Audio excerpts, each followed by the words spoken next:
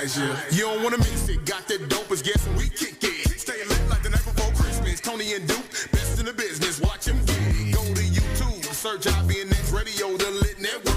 Entertainment guarantee. Have you laughing to ya? Because we lit. That right, we lit. You know we lit. We lit, we lit, we lit. Tony and Duke stay lit. Turn it up, they lit. Start the show, they lit. All right. We back. This is Duke. That's Dune. It's your girl, Tony Dominique. Hey, lovers and losers. How y'all doing out there? Happy MLK Day. Happy MLK. Happy MLK. How y'all feeling today? We appreciate everybody who's tuned in. What you call him? Why you gotta call him a lover and a loser? Huh? I explained that when Kelly Kells was here because someone's on the side of loving and there's people out there who are losing, and I don't want to, exclude anybody. I want to include everybody, whether you're loving or losing. Hey, what's up? How you doing? All right. Well, all right. Y'all hear it. Lovers and losers. Yeah, that's, what I'm saying? Everybody is not on the ups and up. Everybody's not on the down and down. So everybody out there, whether you winning or losing, what's up? What's up? That's all. That's it? That's it. That's it. That's it. That's it. How was your day? Oh, my day was great. How was your weekend? My weekend was great. I had a good weekend, worked and got some rest Saturday after I left the shop. Was able to go home. And, it was unintentional, you know what I'm saying? Because I really wasn't trying to get some sleep early. Some early shut-eye. I just happened to fall asleep on the sofa, but it was good because I woke up like ready, for the world, and it's always good when you get the right amount of sleep. Okay, so now today started at midnight. Your 3-day water fast. Yes. Let the people know what you got going on. So if you start getting cranky, they know why. Yeah, I mean, a good friend of mine, comedian Big Play Ray. He did I think a 6-day fast some months before. He kind of said he was gonna crank it back up, to kick the new year off. And he's, when he presented it to me, it was over the weekend, and he was like, "Hey, man, I didn't find any appointments between Saturday and Siri wanted to join in. Okay, Siri. So, when he kicked it off, he said he was gonna kick it off this weekend or whatever. Over the weekend, he told me he was going to kick it off the top of the week today. And, so he asked me if I wanted to be a part of it. So, right now, I just feel like this is a good time to implement something like this. I've had other forms of discipline. Jesus. I've had other forms of discipline, like I refrained from eating meat and did pescatarian for about 10 months. I did vegetarian vegetarian is when you eat no meat but you still consume animal products because that's vegan. So I did vegetarian. I did that for about 3 months. So I did just different other disciplines to kind of to see if I can stay away from something and refrain from eating something and consuming something. So it's like, hey, you know what? I never did a water fast. I looked it up, and it just doesn't seem too impossible. And, I like to take a challenge. So when he asked me to be a part of it, I say no problem. Shout out to Camilla Davis, Derek Hurley. These are other comedians in Atlanta area. They're also partnering up with us. There's about 15 different people because he's been posting it and promoting it to other people, seeing if they want to be a part of it. And a few other people jumped on. So, it's been pretty cool. I haven't eaten since I was watching my team lose, towards the end of the game. And shout out to the Saints. We couldn't make it through. So about 10 o'clock on... I'll say about 9, 10 Sunday. That was the last little bit of food that I consumed. So, 12:01 tonight would be 24 hours straight. I didn't eat anything. And... So you ate something at 12? No, I'm saying that was yesterday night. So like last 12 night. One makes the next day. Yes, that's to be 24 hours. I didn't eat anything. I didn't consume anything. I feel like it's over 24 hours if you say you didn't consume. Well, yeah, it was. Yeah. So like tonight around this time in the next hour, that would be 24 hours legit. But I didn't really register the fast until 12:01. Okay. So, the next hour, that'll be legit 24 hours since I ate something to that hour. But 12:01 is kind of like the official time clock when that makes it 24 hours when I actually initially said, hey, I'm starting to fast. Okay. So it's been pretty cool. I can say. How do you feel so far? I feel cool. I feel good. I normally don't eat a lot throughout the day. I do like a little snacking, but I might eat once or twice. Sometimes I'll switch up and do like a smoothie in the morning, then I eat around 3 or something like that. But if I don't eat anything in the morning time, then I eat around noon, early noon, about between 11 and 1. And then I may eat 7, 8 o'clock that night before doing comedy or before I come to do this show here. So, I don't really feel the whole, you're going to have headaches, the things that people were saying, you're going to be using the restroom a lot. I don't think that first day is not, usually like when I do a fast, that first day is not really, like besides mentally making sure that you're not doing like, I think before we start the show, you was like things out of habit. Right. That first day is not when your body is like, oh, okay, whatever, because you got a lot stored up already. It's like second and third day when it's like, okay, is this a thing? No. Yeah, tomorrow I think it's probably get a little tougher, but it is what it is. Wednesday, my daughter's birthday, thank you. She'll be 7, and I'm going to take her to go get something to eat, and I think that's going to be the taxing part. Because you're not going to be able to eat with her? Right. I won't be able to eat with her. She's going to be looking at you like, why are you not eating? But then I have an opportunity. That's a great educational moment, just to let her know, hey, that is fasting. What's fasting? This is what fasting is. You can fast in many different ways. And, we can have that whole bonding and that whole educational moment, So my mom will be here. I'll go pick her up tomorrow morning from the airport. So she'll be here to kick it with us for our birthday. And, now I definitely had to break the fast. And Mom was like, yo, son, I'm going to cook you this whoop-de-whoop this weekend. I was like, yeah, but you fasting, right, son? Woman, shut your mouth. Okay, when you come, I'm eating. So if she come on Wednesday and cook it up? I won't be eating. No, it's cool. Well, it's only 3 days, right? So you'll be done by the time she get ready and settled to cook. Yeah, but when I get her tomorrow. She goes back. Her flight is, I think, 10 o'clock Monday morning. Okay. So, yeah, she'll be here for, what is that? A little less than 7 days, 6 days. All right. Man, like good time with your mama. Oh, yeah. Shout out to all the mothers out there. Mothers are awesome. You know what I'm saying? Mothers are awesome. Shout out to the dads, too, Get your dad something a little bit more than something that says he needs to labor for his gift, okay, for Father's Day when it comes around this year for the 2021. Well, we're not going to drag this any longer. We're going to go ahead and move into the first song of the evening. We played it last week, but we're going to play it again because he just dropped the actual song on all platforms this Friday. So if y'all didn't know, following Ashton Martin, he dropped Growth 4 this past Friday. Video, everything has landed out there. So make sure y'all tap in and listen to it again. This is Ashton Martin, Growth. We lit! That's the real problem. The harder I grind, the more I care less how they feel about it. I'm still about it. Even if I got to bless your homie, been through the test. The reason why I got a testimony. Eminem, the many men, I used to lose myself. Open my eyes and realize I ain't gotta prove myself to nobody. I'm my own man, who myself, depending on God, not meant for me to move myself.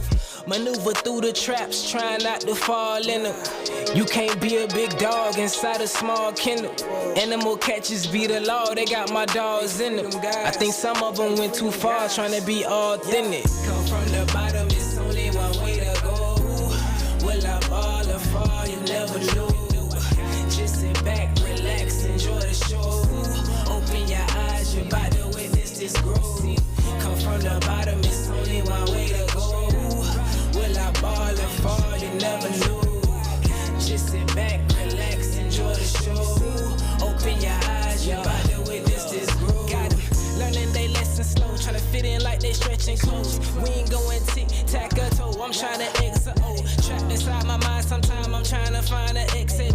Trapped inside my ground, sometimes if I'm distant, they let me know. 3 funerals 1 year, I'm exhausted just to say the least. Tired of being tired, I'm even tired of saying R.I.P. We all gotta walk that line. When it's time, I hope my mind at peace. Questions for us bitch, I'm just grown now. Remember when I barely knew the world outside my hometown? Went overseas and had them thinking that we own now. Never forfeit, I'm an orchid, I just blossom on my own time. Come from the bottom, it's only one way to go. Will I fall or fall, you never know. Just sit back, relax, enjoy the show. Open your eyes, you're about to witness this growth. Come from the bottom, it's only one way to go. Will I ball or fall, you never know. Just sit back, relax, enjoy the show. Open your eyes, you're about to witness this growth. I took all of the funds I was gonna put up in my mouth. They put it on my credit just to put up on the house. Had nightmares like Freddy of them running in and out. I woke up to some fetty and forgot all about it. Start reaching out to people to see who would hit me first. Ever since I did that, dog, I ain't heard a word. Top 10 up in my city, I'm one of the key fellas. Shit wanna be like me, I told him he should be better. That's gross. Hey, what's up? This your girl, Queen Quinn, from the new show called Next Now Presents Next Up. We'll be bringing you segments like Questions from the 8 and Street Dreamer. Be sure to tune in Saturdays at 5 p.m. on Next 100 and Next 101, where we treat indies like majors. Powered by IBNX Radio Network. If there's something hot to talk about, whatever it is, you know that we gon' put it out here on Tony's Hot Tea Topics. Tony's Hot Tea Topics tonight. All right. Lovers and losers, what is up? What is going on? How you doing? How you feeling? How's your day? You know, there's so much going on in the world, and this is that time where we pop in on the mainstream media folks. You know what I'm saying? We keep it underground, so every now and then we like to pop up and see what's going on out in the good. Oh, aggressive. The good world. Pardon me. Wow, wait. Phone drop. Duke over here being aggressive. Now let me stop. But first of all, like we said this morning, happy MLK Day. Happy Martin Luther King Day. Martin Luther King had a dream, and today we are celebrating that dream. I think we got a long way to go, but I see a lot of changes happening, so congratulations. Before you get into that, what's one of your dreams? Are you living out your dream, or do you still have a childhood dream that you're aiming for? Or, what's one of your dreams? I mean, one of my dreams was acting, and I would say I'm headed in a good direction with that. So that's what's up. I think I'm headed in some of the dreams that I wanted to accomplish, one by one, slowly by slowly, surely by surely. You know what I'm saying? Delayed never means... Shirley? Yes, slowly but surely. Shirley? Surely. Not surely. Not surely. But surely. Okay. So that's almost like... It's regional. That's almost like Burl. Like we say down in New Orleans. Oh, you coming to the seafood Burl? Yes. You know what I'm saying? Carl Earl. Yes. First of all, don't do me like that. I got Anyway. Also on the Tony's Hot Tea topic, guess what, everybody? This Thursday is Duke's birthday. And, I always have to do something just a little tiny bit. So I got him a very tiny gift, like tiny, y'all. Like, it wasn't nothing super, super big. So, that's awesome. Happy future birthday, because we're not doing a show on Thursday. So, what better than to get you a gift for today? You know what I'm saying? Celebrate early. Be on early. All right. Okay. Tell people what you got over there, dude, because you just all smiling, Let's see. It's pretty cool. I like the colors, the black and gold. That's pretty cool. Okay. It's a cake. He looked confused. He was like, I don't know what it is yet. I don't know how excited I'm I felt the the fabric, so I didn't know if it was a jacket, a cape, or apron. So yeah, shout out. Boom. That's nice right there. Good stuff. All right. The best co-host in the world. So thank you. Happy birthday, future. Also, moving along on the Tony Hot Tea topic, well, we're gonna let Duke get all this crinkle.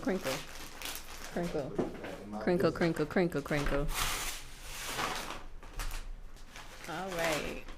So y'all make sure y'all show Duke some love for his birthday on Thursday. Cash App # $Duke Dezoom. Y'all know how to spell the That's name. DUKEDESDUNES. Let's get that clear. That's DUKEDESDUNES. Well, if you didn't know how, he has spelled it for you. But if you follow him on all his social media platforms, you should know how to go ahead and copy paste, add the $. But moving along, update on Dr. Dre. He is back in the lab with a pen and a pad. You know what I'm saying? In case y'all did not know, he said, "Little brain aneurysm ain't stopping me." So he is out of the hospital and back in doing the work, feeling good. You know what I'm saying? So shout out to Dr. Dre. Hope she continues to heal. You know what I'm saying? Hopefully, you know, things will progress. And I love seeing people deal with something and then get over it and, you know, continue on the path that they were destined to do. He's going through a lot.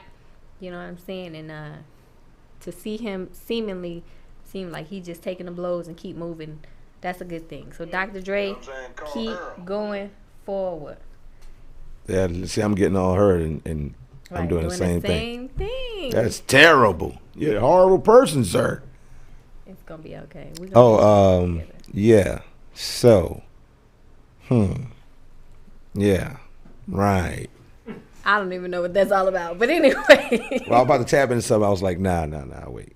But anyway, next on the list, Wendy Williams has words for her brother. So her brother, Tommy, came for her saying, you know, he didn't understand how Wendy Williams could not come to their mother's funeral and what type of person would do that. And Wendy Williams said, you know what? You are just my brother. Period. That's it. It don't go no higher than that. It is not up for you to decide what I do and don't do. But the fans, you know, seemingly supporting Wendy, you know what I'm saying? They're, you know, advising, like, no, sometimes people can't deal with funerals. Funerals is a hard thing, especially if it's your mother, something, you know, someone super close to you. So Wendy Williams say, Tommy, mind the business that pays you. Tommy. Mind the business that pays you, Tommy. She said, because you don't want her to put you on blast. She got receipts. So if y'all want to see that commentary on Wendy Williams, you know, Wendy Williams is the gossip queen. So she probably do got receipts. So Tommy, you know, she done known you since she was a child. Tommy. You might want to leave Wendy Williams alone. She got a big platform to just be out here doing mess. So leave your sister alone. You know, when it's family, we don't always play fair. So leave Wendy alone. Yeah, please do. Please do. Don't go messing with your brother. Leave Wendy alone. Leave your brother alone, man. Tommy, leave Wendy alone. Don't do it like that. You already know he's dealing with a lot. Leave her alone. I'm just saying, have you not seen the beach pictures of Wendell? He'd have did better being one of the bros. I'm not going to mess with you because Wendy is not coming for me, okay? I'm just saying, listen, man. Listen, Wendell, what Wendell going to do to us? You know what I'm saying? What Wendell going to do? I mean, you know, this ain't this some of what Wendell did, right? Right? He was radio, right? You know, stir the pot up a little bit, right? That's what he did. So, you know. These are just jokes. I don't really think that, you know, she's a guy, but she got a strong jawline and she could palm a basketball, okay? And she wear 11 and a half in men, okay? Now, I don't know. I'm just saying. She got a drop arch on both of them. She flat-footed. I mean, you know what I'm saying? Have you ever seen her knees bow in when she tried to walk in heels? That lets you know her body really wasn't built for heels, okay? I'm just saying.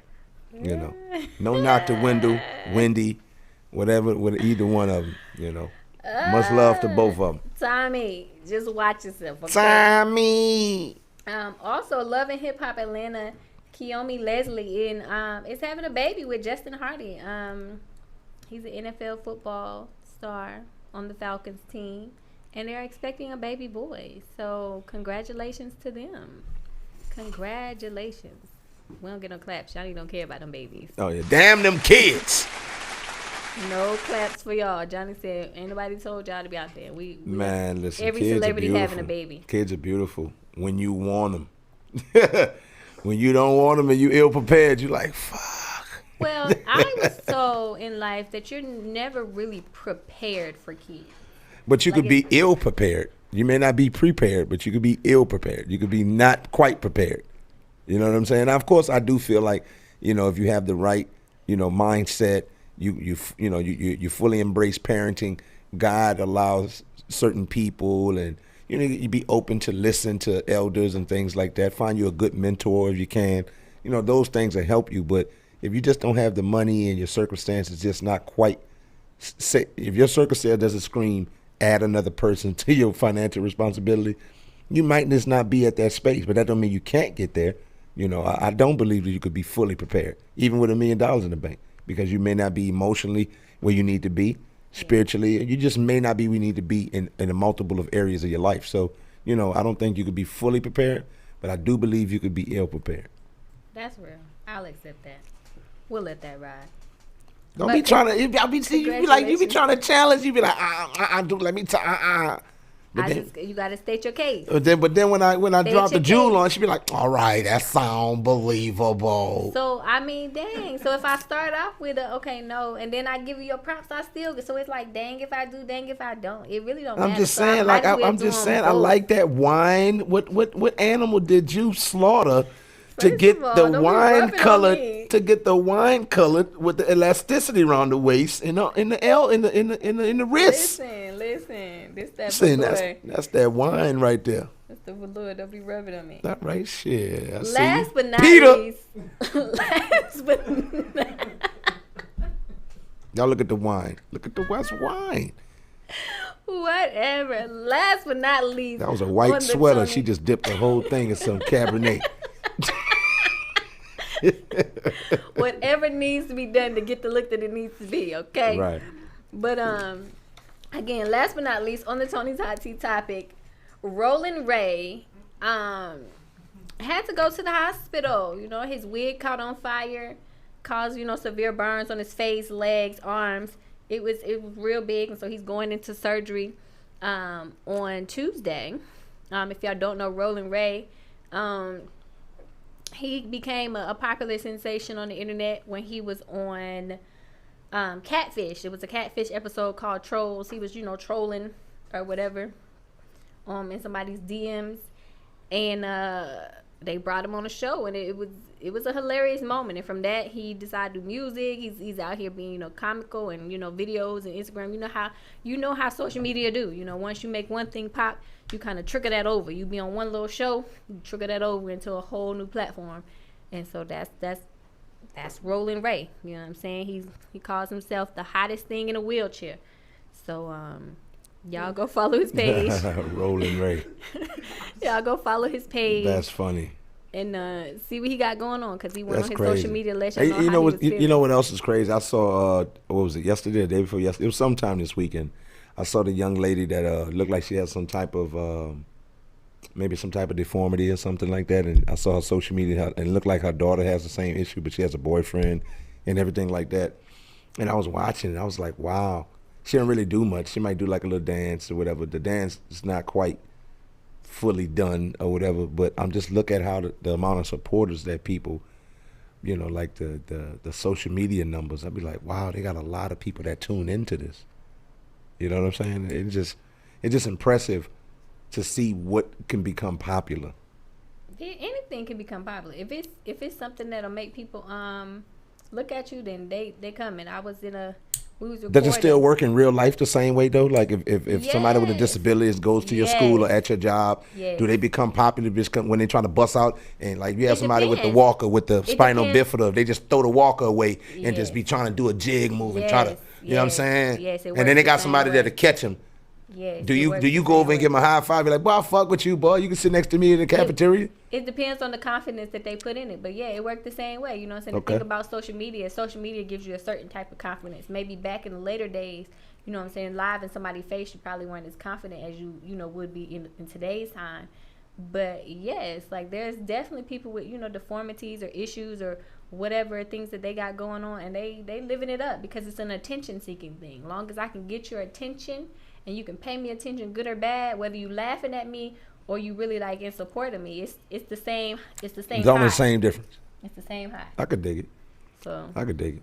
I ain't knocking it. I'm all for it. I seen this lady just recently this weekend with no ankle cartilage, and she actually literally from her heels just dropped down, broke her ankles down, and popped back up. She was like, I don't even feel it. I guarantee you, we was intrigued. We was like, wait a minute. Wait a minute. I got a drop arch, and I'll be feeling on my right foot. I'll be like, You ever fold your leg too long and it tingles? You be like, shit. You try to get up, you be like, ooh.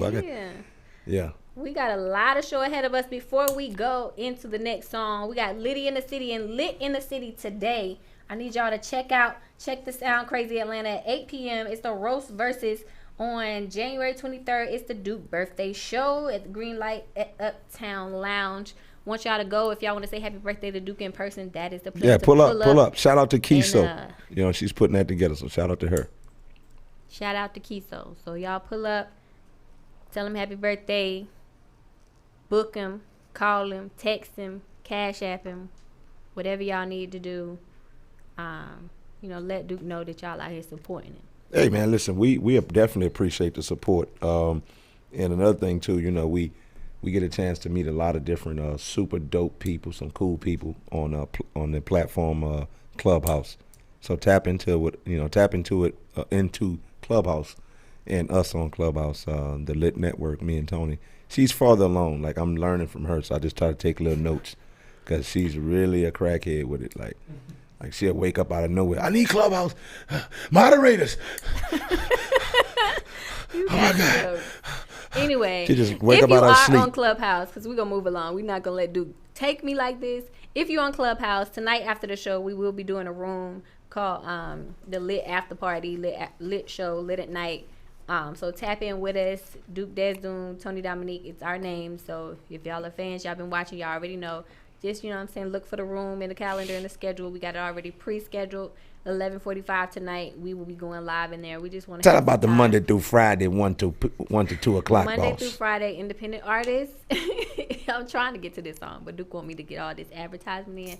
But Monday through Friday, from 1 to 2 p.m. If you're an independent artist or entertainer, or just want to have some good time talking about music, independent music, a lover of independent music. Yes. Definitely come in and chat with us as well. We did one today from 1 to 2. Actually, it went over because sometimes it'll get good. The conversations will get good. We'll the past 2 or 3 been going over.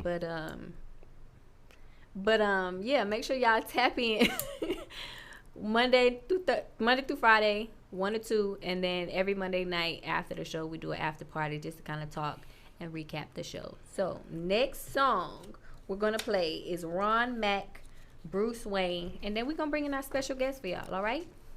We lit. This shit serious, nigga.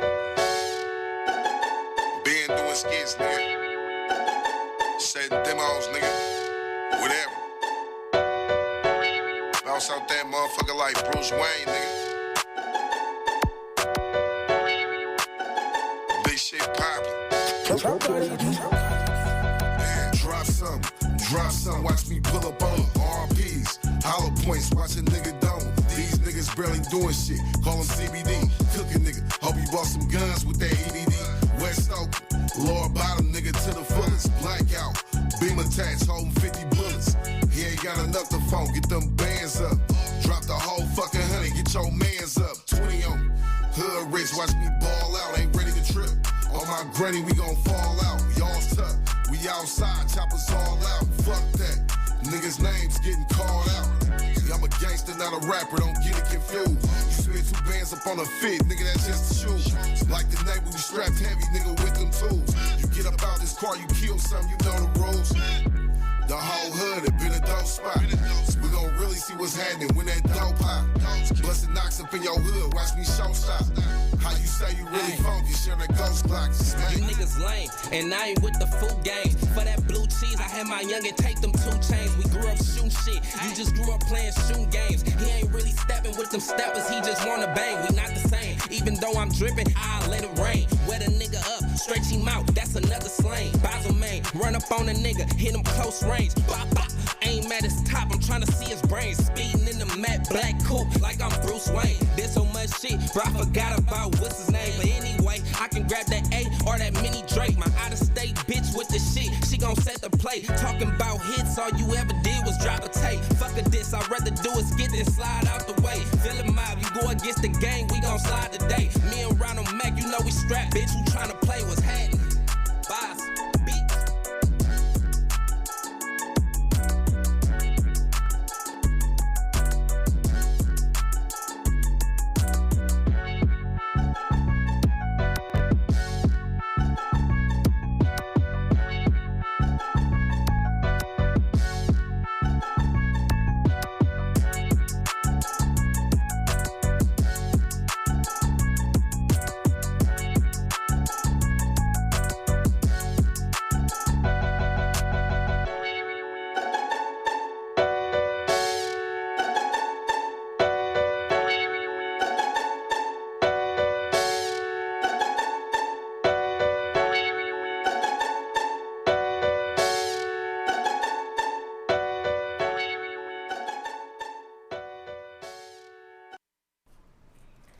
All right, and we're back.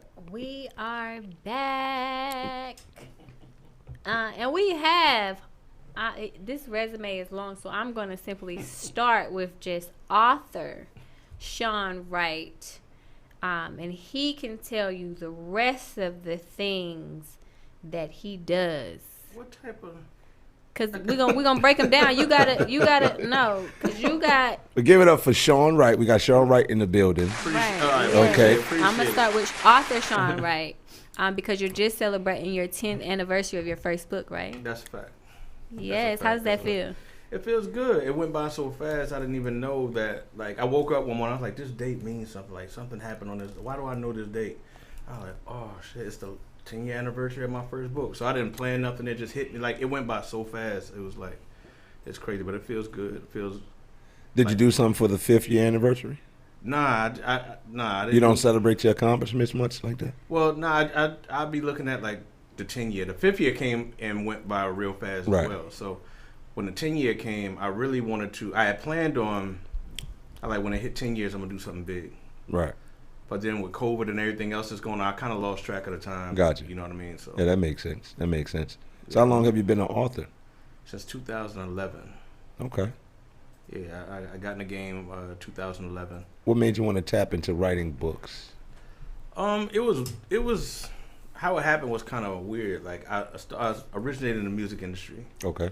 Then I kind of wanted to shy away from music a little bit and get into something else where I could still showcase my creative writing, but I would, music was getting oversaturated with, trash music and things Right. like that. So, I actually wanted to jump straight into film. So when you was in music, what were you doing? You What was were a you doing rapper? in music? You were a writer, producer, engineer? I rapped a little bit, but I was more so like a writer. So, Okay. I work with Devontae. Okay. I know Mary and Devontae, that's one of the members of Jodeci, correct? Correct. Okay. Yeah, I work with Devontae. What was the other guy's name? His brother? KC, JoJo, and Dalvin. Dalvin and Devontae. Those are two Right, brothers, those are right? two brothers. Gotcha. So when I started weaning myself away from the music industry, I'm like, yo, I want to get into film. And now, why'd you wean away from music? It was just like I had done it all. I get bored quick. I don't know if it's because I'm Leo. You know what I mean? But I get bored quick when I feel not so much I've reached my plateau, but I don't feel like, all right, I've been doing this for a while now. You know what I mean? Let me branch off. Is it a stagnant feeling in that business, or you feel you could be bored even with progressing? I think you get to a point where you get a little stagnant. You know what I mean? And you especially in hip hop. I was looking at it. I remember watching an interview with Beanie Siegel, and Beans was like, I feel sorry for people who've been trying to get on, because for me it was an accident. I just drove somebody to Rockefeller Studio. They needed a ride, and I left with a deal that night. You know what I mean? And I'm like, damn, niggas is getting on like that. Like that kind of, I understood where he was coming from, but at the same time I was like, all right, so it's a little too easy to get into the game now for certain people, and you know what I mean? So that interview always stuck with me. You know what I mean? So I was like, all right. So then came the ringtone rap and all that. I was like, I don't really want to be a part of this. You know what I mean? So you kind of outgrew it a little bit. The person that you were, you outgrew the music. industry. And I just wanted to. I still do music from time to time, but it's not my main source of income. Right. You know what I mean? So you do R&B and you do rap as well? Yes. Okay. So what's some of the? I know you mentioned some R&B artists. What's some rappers, MCs that you've worked with before? Old school people. Father MC. I remember him. Yeah. Well, I remember my uncles them talking about him. Right. Oh, it make me feel old as shit. All right. Father MC. I've been around L. Lost Boys, Onyx. Yeah, I remember Lost Boy. That's Mr. Cheeks in the crew, right? Yeah. We all went to school together. Okay. Yeah, we all went to school together. So all y'all Lost Boys, Onyx, Sticky Fingers, and what's other dude name? Fredro Starr. All of them went to school. Y'all all went to school together? Yeah, we all went to school. High together. school or middle school? High school. Okay, good shit. Yeah, so what part of New York are you from? Southside Jamaica, Queens. Southside Jamaica, Queens. Cool. That's 50 turf, right? Correct. So that's what's Supreme and all that. All right. That's a fact. Okay, that's cool. Did you come up in that era? Yeah, they're my OGs. Okay, cool. I'm pretty sure you got a lot of deep-rooted old stories. Oh man, that root back. Yeah, so a lot of shit I shouldn't have seen as a kid. I could dig it. You know what I mean? A lot of stuff I should not have seen as a kid, but getting through it made me who I am today. Now, so that means you come up in that in the Mitch in that whole paid in full era in that time, right? In them 80s. Yeah, but they would you know it was a little bit younger. Rich Porter and them, no, they were older. They were older than you? They were older, but they were from the Bronx. I never met Rich Porter. I never met those guys. You know those. Did you hear about them like in the city? They were like, because I was too young to travel to the Bronx at that age. Gotcha. What was the age difference between you and them? I know they was like, what, 15, 16 at the time doing that, right? Yeah, and I was probably around 10. Okay. You know what I mean? So you still ain't really come off the porch fully. I hadn't come off the porch fully. Gotcha. But I heard they were like Kaiser Soze. You hear myths about, gotcha. You know, myths about them. I was more very well acquainted with Supreme and those guys, Fat Cat and them, because that was right there. That was right there on your stoop. Yeah, pretty much. Gotcha. You know what I mean? So in that time, what would be like the story or the feeling or the vibe from back then that sticks with you the most currently today? That you just kind of, when you just chilling in your moment, you just sit back and laugh, like, yo, I remember that one time that this occurred. You know, I remember Preem and them, they used to have this basketball tournament. You know what I mean? And I remember this one basketball game. Was that held at the Rucker as well? No, it wasn't a Rucker. It was a park called Baisley Park. Okay. And they used to have these basketball tournaments. You know, Kingpin against Kingpin, whatever you want to call it. Right. You know what I mean? And ref made a bad call. And cost somebody the game. I'm not gonna, you know what I mean? Right. Cost somebody the game, and you know the ref just never left the court. He was on. It was like that. Yeah, he just left it at half court. You know what I mean? Like after the game was all the festivities, or they handled it right then and there. No, it was like a buzzer beater. A foul should have been called, okay. or it could have went either way. Okay. You know what I mean? So ref just trying to be as fair as he possibly can. But somebody didn't. I'd have never took the job. Me personally, I would have never took that job. Right. Hey, we you know, they was paying these refs good money, but you got $100,000 on the line. Yeah, because each set would bring their crew of basketball players, and that's a fact. Yeah. So that's like my biggest memory, because I was actually walking, because it was a big thing. So I was like, I want to go see this game. Right. And as I'm walking to the basketball court, everybody's running my way. You know what I mean? And we talking about thousands of people, man. It was just Did you ever have opportunity to meet Pee Wee Kirkland? No, he's from Harlem too. Okay. He's from Harlem. I never got a chance to meet the Harlem greats. Okay. You know what I mean? My roots are in South Jamaica. Gotcha. So all of those guys, you know, I've been around with.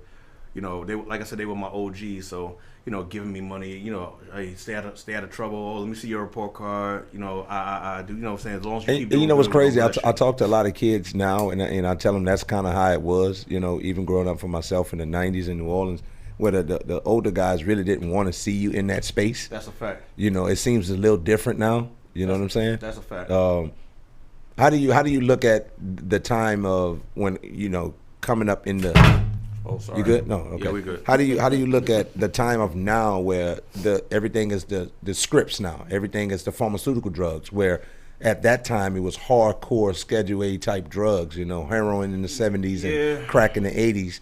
You know, what's the compare and contrast to the time of now and then the time of that time in the 80s? Things is just different, bro. Like, you know, where I came up, you wanted to sell drugs. You know what I mean? You wanted to be that dude. You know what I mean? And it was whack to use it and sell it. Right. You know what I mean? You had some people who did it. You know what I mean? But, you know, if you sold coke back in the days, 9 times out of 10, you probably sniffed it. You know what I mean? Right.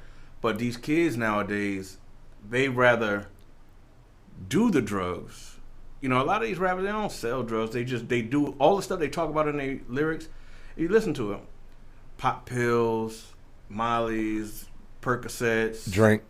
Yeah. You know, so it's just a different era, and I don't knock this era, but I don't rock with this era. You know what either. it feels like? It feels like the time of disco, and it feels like the time of Woodstock together. Yeah. If you take disco and the dancing and in the clubs and the little vials of cocaine, and you take the Woodstock, the loving and free, that's what the combination of, you know, today is. It feels like, you know, a lot of women are free, and you know, I feel like this whole polyamorous and all that, like women are pushing that, you know what I'm saying? Definitely. And sparking that conversation. You Definitely. know what I'm saying?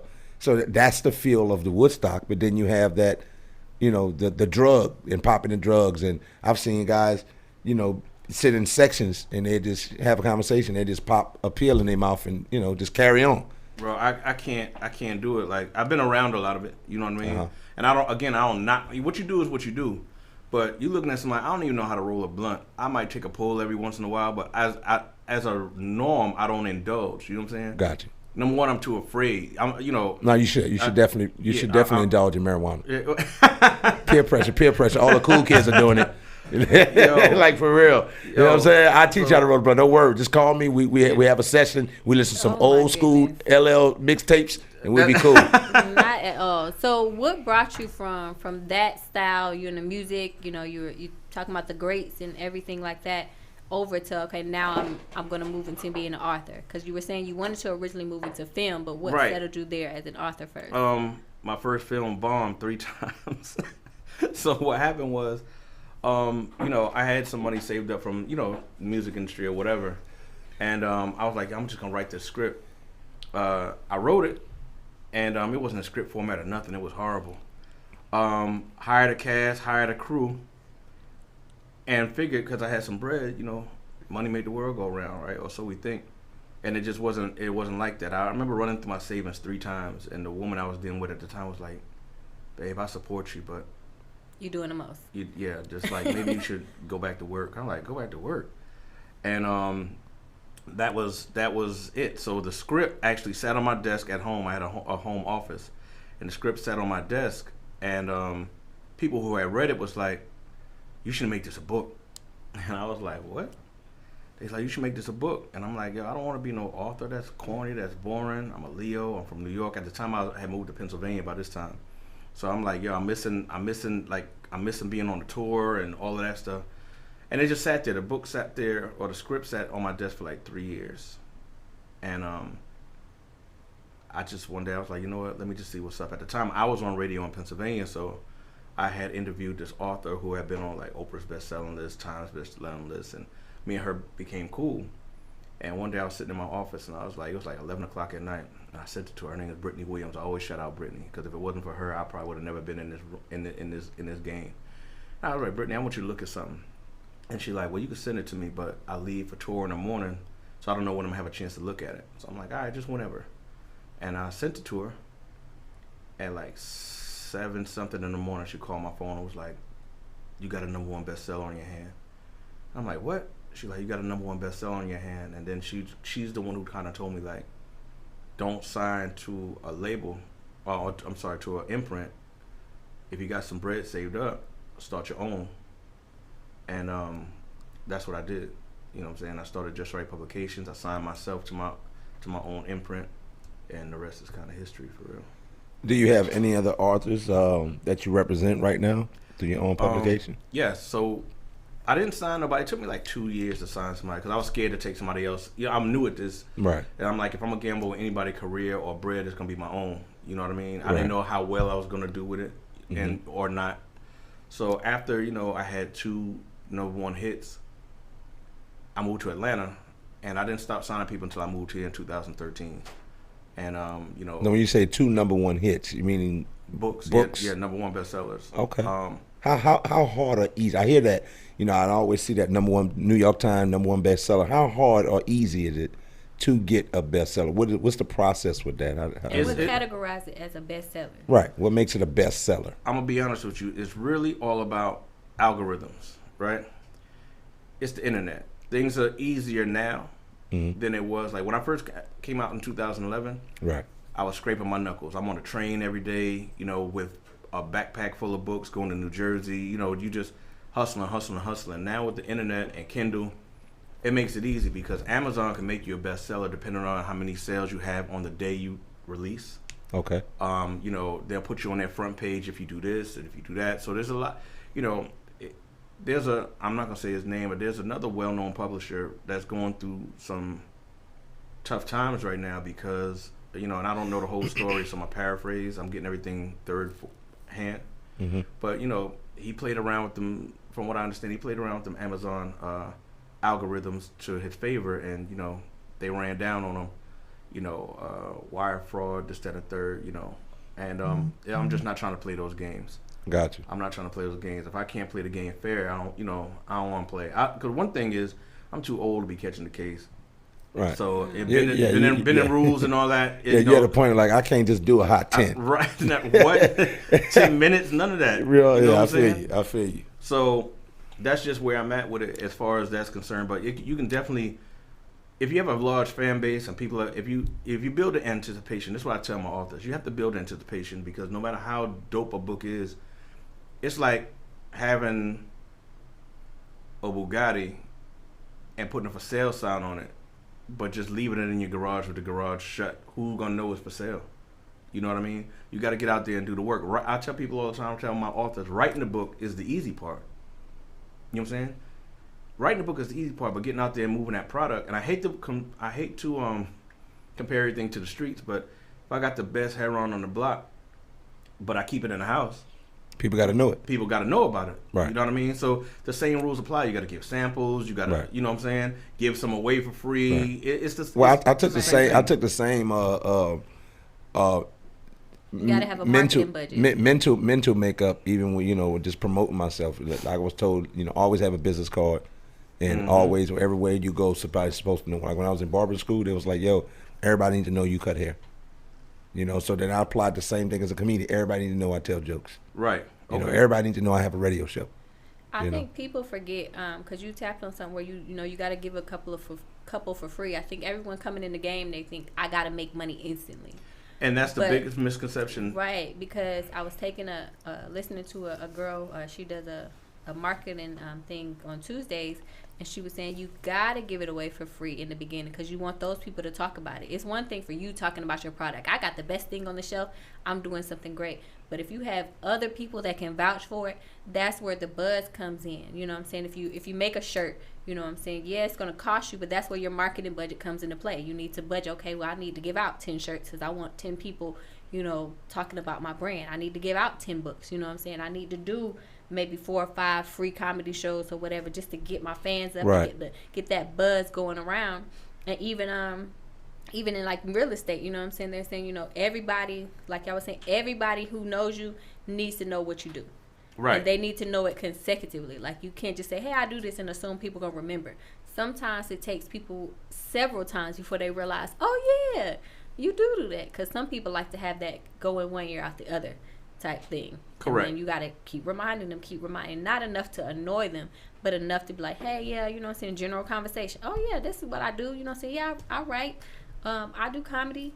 I plan events, just in general conversation. So subconsciously, you're building that rapport in the back of their mind.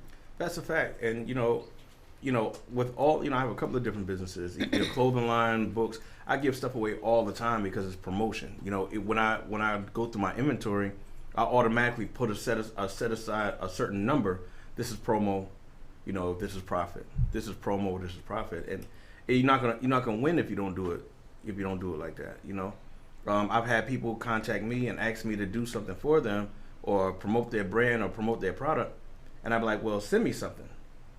And they'll send me the website and the invoice. Like, okay, well, instead of you paying $100, just now give you me get a discount code. Use a discount code and don't share it with nobody. I'm like, well, how that just don't, you know what I mean?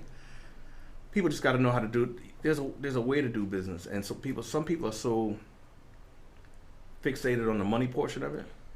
But I tell people, even like young barbers, I'm like, man, you have to understand your value. But then I learned something about selling cars years back. Is a such thing as value, cost, worth, and you got to understand what all of those words mean. Correct. You know what I'm saying? What somebody is willing to pay for you. That price point is going to be gauged there. What you think you're worth, you're going to try to gauge that price point there. You're not going to be able to get what you think you're worth up front. That's a fact. Because even if you have to be phenomenal LeBron James in any industry or craft that you're in. And that means when you get into it, you're already a top 5 player, a top 10 player in the game of that, that industry that you're in. People have to know it. Not even and they know it. They have to know. It ain't nothing they got to really look. They ain't got to comb through real fine. As soon as they see it, they know it. Prime example. It's easy to sell that. Yeah. And again, just to touch on that real quick, because of the line of work I'm in, like a lot of Instagram models hit me up. Oh, I want to promote your clothes and this, that, and the third. And I'm like, all right, well, what can you bring to the table? Because I'm just not about to send you a box of clothes. Right. You know what I mean? But you can't have 1,100 followers and try to invoice me $200 and free clothes. Like that just, well, like what am I getting back? You know what I mean? Just because you're pretty don't equate to a check. Clothes, yeah. That don't equate to a check. You know what I'm saying? And I have like, you know, I've had people who ask me to consult them and or manage them. Like, well, I need you to get me, you know, some bookings. And I'm like, why would anybody book you? Like you're not returning anything but a pretty face. There's a million pretty faces on Instagram. A million of them. I had somebody reach out to me. Well, actually, no, I reached out to them because they were they put a post or whatever, and they have groups and groups and groups of celebrity friends. And I was like, hey, you know what I'm saying? I want to be, I'm a micro influencer. You know, I want to, you know, wear your brand, you know, promote your clothes. I see you looking for somebody. And now I don't have like this astronomical following, but I will say my followers, they are engaged. That's what it's about, the algorithm. You know what I'm saying? They pay attention, they respond, they reply, they like. You know what I'm saying? Most of the time, if I promote something and they like it, you know, they'll be like, oh, where you get that from? And, you know, go and purchase it or do whatever. So my numbers on Instagram does not match the involvement that my people had. She looked at my numbers and was like, oh, no, you don't have enough followers. And I was like, if you have so many celebrity friends, then you shouldn't have to put a post out. They should already be like, oh, girl, I'm here for you. I'm doing this for you. But I had to learn the hard way. Like, you know what? Everybody doesn't see the vision. And everybody doesn't understand just because they selling something. And that's 100% correct. So you have brands like, I'll take my brand, Pretty Rough, for example. You can have 500 followers, but if I go through your engagement, if I see every time you post something, you're getting 1,100, 1,200 hits, I don't really care how much followers you have. You know what I'm saying? There's a balance to it. But you can't have 1,100 followers and you posting half-naked pictures and still only getting 11 likes. That's not going to do nothing. And then you telling me, well, what do I get out of promoting your product? Probably more followers. You know what I'm saying? But yeah, or some free clothes. Or some free clothes. But yeah, people stay trying to get some free clothes. Well, people always want something free. Man. You know, it's just funny how you can do business with somebody, especially somebody that you know, and they'll give you a lower price point, but then go to someone else that they really don't know and give them a higher price point. Yeah. And they'll claim that they really appreciate what you do. And in my mind, I'm just like, you know, I come to realize if I'm going to give the service free, that's my purpose. I'm going to give it free. You know, and I just learned how to block out, oh, man, especially as a barber. Oh, man, you my next barber. Oh, man, I got you next time. You don't got to do me that. Right. And I know people are accustomed to doing that. Correct. You know what I'm saying? They want to give you a whole lot of praise, but they don't want to give you the financial praise.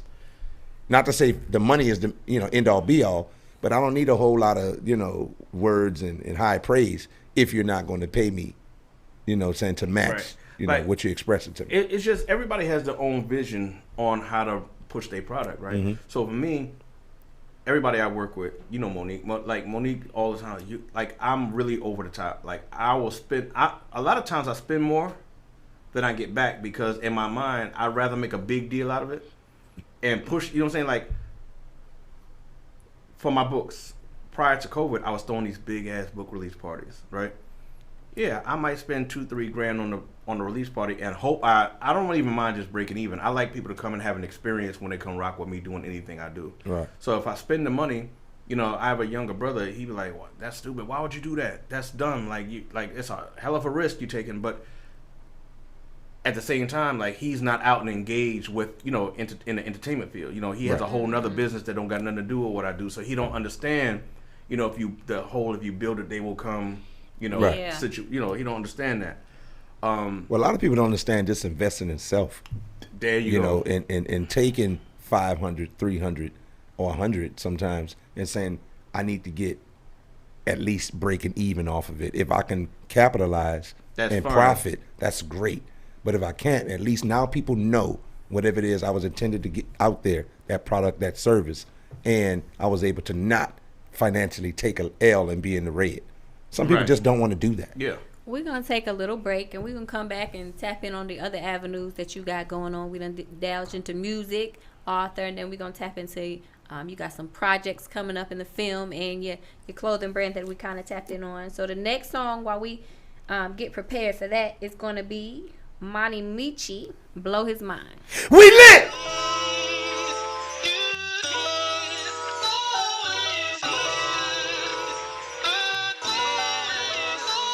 She wanna bust it, bust it. She wanna bust it, bust it. She wanna bust it, bust it, bust it, bust it, bust it. She wanna bust it, bust it. She wanna bust it, bust it. She wanna bust it, bust it, bust it, bust it, bust it, bust it. BB, who got keys to the G? Free, free, I just saw him go deep. If that was mine, I'm taking it deep. You'll never ever find another bitch like me. BB, who got keys to the G? Free, free, I just saw him go deep. If that was mine, I'm taking it deep. You'll never ever find another bitch like me. He looking for a baddie, well baby, I'm the baddest. I told him that it cost to be the boss, send him texting. He can't shake me, I'm like a bad habit. I can do some tricks, he said my number on the match. I'm nothing like your last bitch, I ain't average. Fancy in the streets, but I suck him out rich. Wanna impress me, then fly me out to Paris. He kept on trying to coast me, you dealing with a savage. I'm trying to ride on it, grind on it, slide on it. Grab my hips, cause I'm trying to dirty wind on it. I'm trying to ride on it, grind on it, slide on it. Grab my hips, cause I'm trying to dirty wind on it, wind on it. BB, who got keys to the G? Free, free, I just saw him go deep. If that was mine, I'm taking it deep. You'll never ever find another bitch like me. BB, who got keys to the G? Free, free, I just saw him go deep. If that was mine, I'm taking it deep. You'll never ever find another bitch like me. She wanna bend it over, bust it, bend it over, bust it, bend it over, bust it, bend it over. She wanna rap, bust it, she wanna rap, bust it, she wanna bust it, bust it. You ain't right, then I might just let you feel this. I know that she ain't used to dealing with a real bitch. Country thing, so this a lot to deal with. You gotta know how to drive it, this is stick shift. Treat me like a sucker. You gotta lick. Show you some things you never seen, this a field trip. Look back, throw it back, got a good grip. I make it talk to her when it hit. BB, who got keys to the G? Free, free, I just saw him go deep. If that was mine, I'm taking it deep. You'll never ever find another bitch like me. BB, who got keys to the G?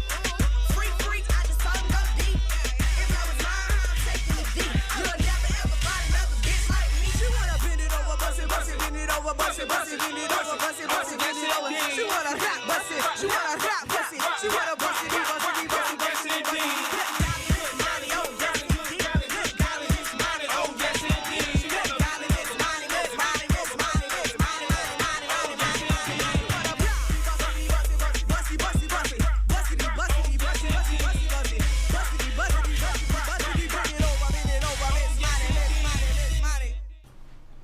All right. All right, that was Blow His Mind. That was lit. Shout out to Monty Monty Michi. Michi. We met her and her team on the Clubhouse. Telling you, man, y'all better get on that Clubhouse. Brother, are you on Clubhouse? Man, they don't got it for Android yet.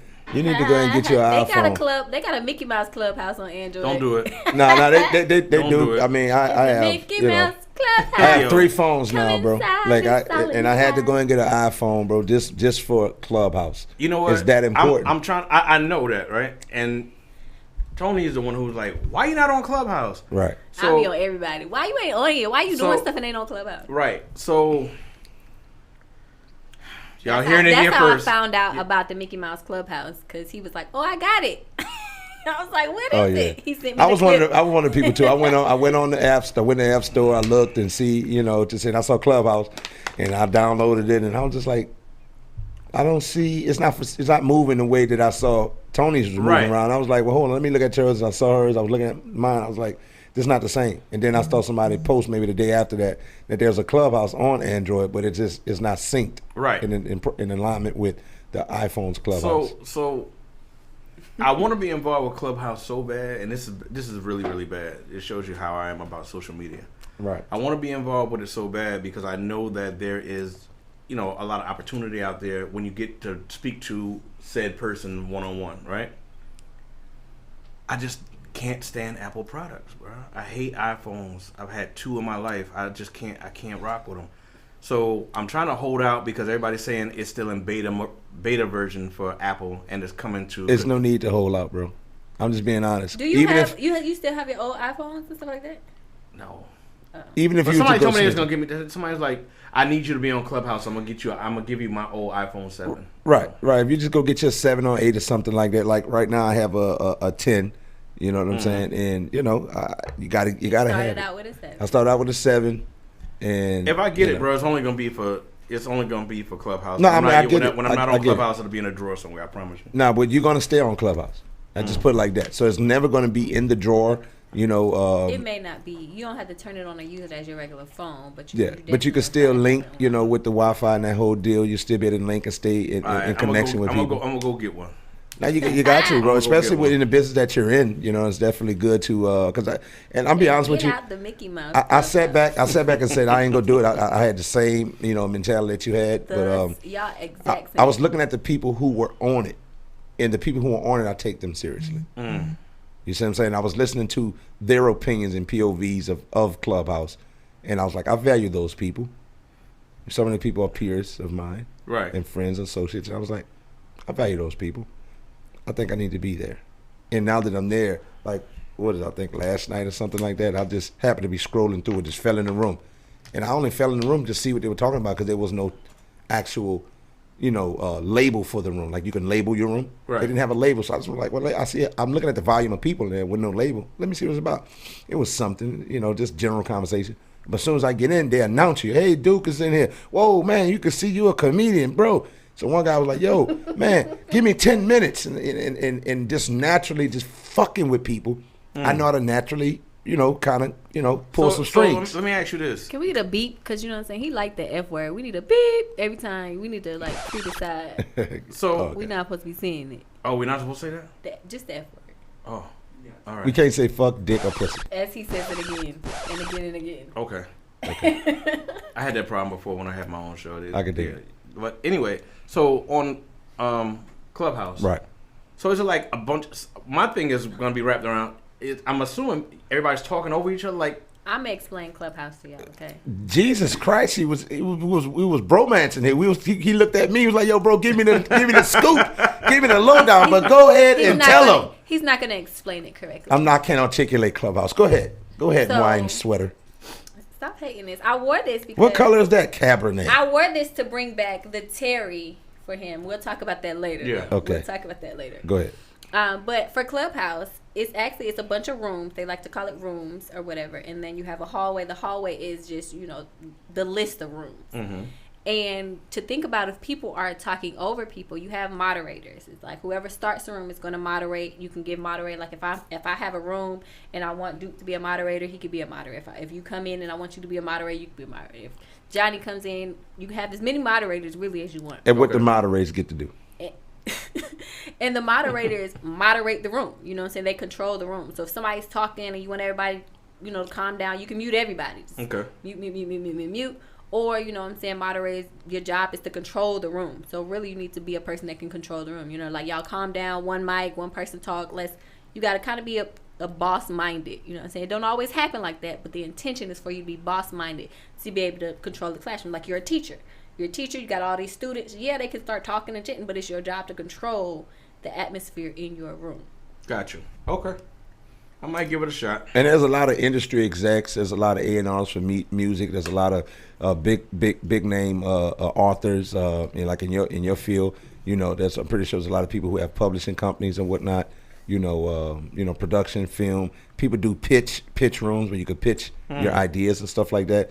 So I feel Shark like Tank, they got money Shark donations. Tank, all of that, Cash man. App you if you yes. they have competitions. Now there's a lot like of that. fuckery on there. Bleep that. There's a lot of mess on there. Okay. But anyway, Clubhouse and is you don't not gotta worry paying about us, that. okay? Just get on it. Got you. We'll explain you for that. Okay. But we're here for you today, okay? Right. So we're gonna tap into this Pretty Rough that you got on, this clothing brand. Where did that spawn from?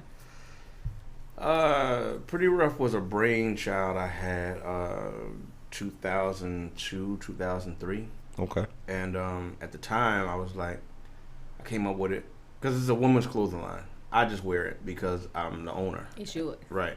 So I was working for the state of Pennsylvania. I was at the Capitol building, actually. Let me see the font on the shirt. Sure. Okay. Pretty Rough apparel by. Okay. I can't, yeah. Okay. So, it's actually unisex though. It looks unisex. It has a. I get that a lot. It looks. That's a lot of brands are doing now. Yeah. You know what I'm saying? So it doesn't look. Even if we say the word pretty is in there. Yeah. But when you balance it out with rough. So let me tell you the thought process behind that. Mm-hmm. I always like to be like innovative, right? I always like to come out with something that somebody hasn't done yet or whatever.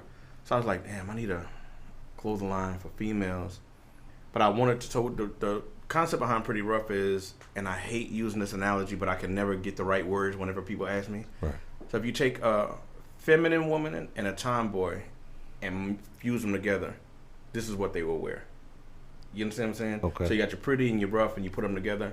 So this is just a sporting line, but we also working on high-end couture. So we're doing dresses, pants, skirts, so something pretty that's really, really edgy as well. You know what I mean? So that's where the name spawned from. Something pretty for the roughness in you. Correct. So when I came up with the idea, chick. When I came with the idea, I was just like, it's like 2003, 2004, or somewhere around there. I was like, unless you puff, you know what I'm saying? Like, there's no black designers really. And I was like, so I just sat on it. And early last year, or right before, well, not last year, 2019, I was like, now might be the time. And I remember putting the logo out on the internet because I held on to the logo. I never showed nobody the logo. And I just posted the logo and said, coming soon. And this lady jumped in my inbox, who's been a great supporter of mine. Never met her a day in my life. And she was like, how much for a hoodie how much for a hoodie and a Scully? And I didn't know at the time. I was like, $175. And she was like, what's your Cash App? I was like, oh shit. Like, okay. So that's how so I had to run out the next morning and get it made. And she kind of pushed me because I wasn't expecting nobody to ask for a product. So that's kind of how it happened. So it kind of put the fire up underneath me to, get it off and running in. If with you me, build it, they'll come. Me and my partner Monique. Monique kind of keeps everything together. Like I brought her on as a partner in Pretty Rough. So the orders come in, and oddly enough, the website is not up and running, but we move a lot of product just through word of mouth. Right. Instagram, Facebook, just a lot of word of mouth. We do good numbers just through word of mouth, and just through a couple of pieces. We haven't even expanded as of yet, but yeah, that's what Pretty Rough is about. Okay. I like it, man. Appreciate it. Yeah, I like it. It ain't bad at all. All right. Okay, so we got author, we got music, industry mogul. Is it X music, or are you planning on tapping back into it? He said he dabbling in it a little bit. Music is my first love. Source. Music is my first love. So, when they call, I get it. I get it in, or sometimes I'll just sit at home and I feel like writing a song, and I'm like, oh, let me see who I can sell this to. So we gonna still say music, right? Mogul, author, clothing designer, and then we're gonna tap into film. My new love. Film writer, director. So I know you said that when you first moved from music, you want to go into film. But then you ended up as an author. Right. So what made you, after you said your first production bombed 3 times, what made you say, you know what, this is the time to go back into that? Before you get into that, when you say bomb 3 times, that mean you re-released the same project? No, when I say bomb, what I meant to say was I went into production for this movie, which turned into my first book. Okay. I went into production 3 times. Blew through all my money 3 times and never got a chance to complete it. Okay, so it never? It was never even finished. Okay. I was just burning through money. The production crew I had in Pennsylvania at the time, they knew I was inexperienced, so they was just getting me. They was just giving me like, oh, this nigga got money. I've seen that happen to a couple of people. You know what I mean? Okay, so do you feel like with that experience, it's better to try to learn and just acquire the knowledge so you can apply it and kind of oversee that yourself rather than outsourcing it to someone? Which is what I'm doing now. So, YouTube University, you can learn anything. Right. You know what I mean? So, you get a couple of degrees from there, you'll be all right in anything you want to do in life. So, Tony will tell you, even when we was filming the other day, there's a part of before we get started, I'm still going through instruction manual for a new piece of equipment. Like, oh, YouTube ain't showing me how to do this, so I'm going through the instruction manual because it's a brand new piece of equipment. But, it's good to have self-knowledge of anything that you want to learn how to do anyway, just to make sure ain't nobody beating you. Right. Yeah, so to let y'all know, Tony D. Dominique is the leading lady of this new project he is filming, Beyond the G. That's a fact. And we just filmed the first part of it this past Saturday. So let them know what you want them to know about Beyond the G. Because, you know, I'd be like, well, let me tell y'all what's going on. But so Beyond the G is, this is my pet project right now. It came to me in a dream, believe it or not. It was a dream that I had, and I woke up out my dream. I woke up out my sleep when the dream was over, because it was like it played out as a full movie in my dream. You know, sometimes you have a dream and you'll jump around to different. No, this was a film that played out in my head. The characters didn't have no faces, so it wasn't nobody I knew. It was just, I'd just say it was God. So I jumped up out my sleep, sat at my desk, and typed up what I believed to be this, you know, the skeleton script at the time. And it's pretty much about this guy named Khalil who has inherited, you know, the dope game from his father, who's no longer in the game, you know. And he's kind of like tired of it. You know, he wants to move on and do better things, you know. His fiance is, you know, who's played by yourself. Terry is, you know, like, he just wants better for her. You know, he's been in the game too long and he wants out. But there's certain things that just won't allow him to do so. There's so many obstacles, from his baby mother, his, you know, he don't really want to leave his son. The plugs say he make too much money if you leave. You know, my number one earner. It's gonna hurt my business. Then there's this whole federal agent who's holding something over his head, which I'm not gonna give away. But it's a lot going on. You know what I mean? And he's taking on a lot because he's trying to turn over a new leaf, but he's just not able to do it. He's got an escape plan, but it seems like every time he tries to put a plan in motion, there's a roadblock. So we just gotta watch and see how he deals to it. How he deals to it, right? So I want to tell y'all, Sean kind of semi-tricked me with this role, okay? Is this off any book that you wrote? Actually, this project is weird you asked that. The book I'm actually writing the book as we're going through the production, so the book's about halfway done. Okay. So what I was trying to say is he kind of tricked me with this role. And the reason I say that is because when he posted it, the main character, Terry, was not in the synopsis of people that he was casting for. I was going for a whole nother role. And he was like, hey, you know, what about this role? Would you be interested in this role? And he sent me the breakdown or whatever. And I was like, okay, I read it. I was like, oh, yeah, cool. Okay, yeah, I'll try for it. When he started sending me the rest of the pieces of my character, I was like, oh, snap. Like, it just got real. You know, one of those things where you're like, okay, yeah, this is cool. Like, you read, like, maybe the cliff notes. Right. But when you dig into the book a little deeper, I was like, oh, snap.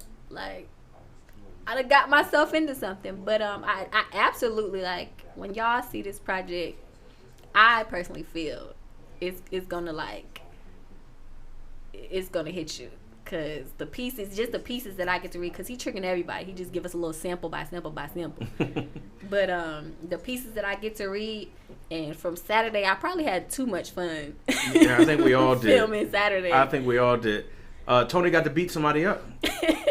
Oh, she did? What? Beat her up, stomped her out, pulled her hair out. This was. I kept forgetting to yell cut because I was so, you know, niggas like to see a fight. So I'm watching it, and we tore that damn salon up. But so how Tony ended up getting the lead role is because I was originally going with because all right, let me backtrack. This is our second time going into production for Beyond the G. We started in 2016, ran into some snags with the original production team, and I kind of halted it for a while. You know what I mean? Right. Kind of put the brakes on, let me regroup. But so much time has passed, everybody's moved on, doing other things. The only person that was still here from the original cast was the original Terry. And then for whatever reason, I just wasn't able to get a hold of her. You know what I mean? She was in contact all the way up until like 2 weeks before the recasting. And then I see her on social media. I don't know. I think she moved somewhere. But long story short, I hadn't heard from her. So if you remember, Tony, at first I was like, we already got the leading lady. She's not available. But then I was like, when I gave myself a mental countdown, like if I don't hear from her by this day, I'm gonna open the role back up. Right. And ran across this young lady right here and was like, that's the one, because the leading lady, she has a look to her. Mm-hmm. And it just so happens, and I'm not, you know what I'm saying? I'm not saying it because I'm sitting here with her. It just so happens that Tony has the look that I was going for. Okay. You know what I mean? So I think I did a good job. I handpicked the cast. I think so far I've done a really good job because as the writer, I know what I want everybody to look like. You know what I mean? I know what every person looks like in my head. So I just try to bring that. I try to bring that through in my casting. You know what I mean? So. Got you. Outside of this project, do you work on multiple projects at one time, or do you take a project at a time and get it, start to finish, complete it before you move to something else? Well, it depends. If we're talking about the same realm, like film, this is my first time directing. This is my first time producing. And I'm also the lead. I play opposite Tony, so I wear a lot of hats. You know what I mean? Gotcha. So I think I'm learning from past mistakes from taking on too much at one time. Okay. And it's weird that you asked me that. There's right before I got here, there was someone asked me to do an article for their magazine, and she gave me a bunch of different topics, and I talked about the rise. So I named it the rise, fall, and resurrection of Just Right Publications, because we were on top at one point, and then through mistakes of my own as a new publisher, I dropped the ball on a lot of things.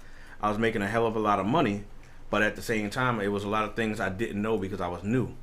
So, that's why it says the rise, the fall, and now the resurrection, because now I have a whole new, I don't want to say stable, but I have a whole new stable of authors, up and coming. Yeah. We got some people with some heat. Trishelle Martin is my #1 protege right now. Shout out to Trishelle. And then we just got so many people that's coming behind her. Danielle Jackson, Danielle DeVore. Like, we got a lot of fresh new talent. Yeah, we got a lot of fresh new talent. And I've learned from my old mistakes, from the original Just Right Publications crew. And I wasn't gonna sign no more authors after I released everybody from their contract before. I was gonna stay away from publishing, and then it was Trishelle that came to me and was like, I got this idea for a book, I need your help. And I can never tell Trishelle no. That's like my little sister. I'm kind of back in the game now, and like I said, I'm taking the mistakes that I made the first time around, and I learned, because I made a lot of money my first run with Just Right Publications. We're talking like 8 to 10 to 12, 15 bands a month. That's pretty decent money. You know what I mean? But all money ain't good money. It was a big headache. So I traded a peace of mind for the money. You know what I mean? And I take that over money any day. Okay. We're going to take a little quick break. Do you got anywhere to be right quick? Nah. Okay, great. Yeah, because I got a few more questions for you. Yeah, I mean, my house arrest don't start till 11. Okay, well, good. Good. All right, we're going to take another break. We're going to play another song from Monty Michi. It's called Poppin'. We lit!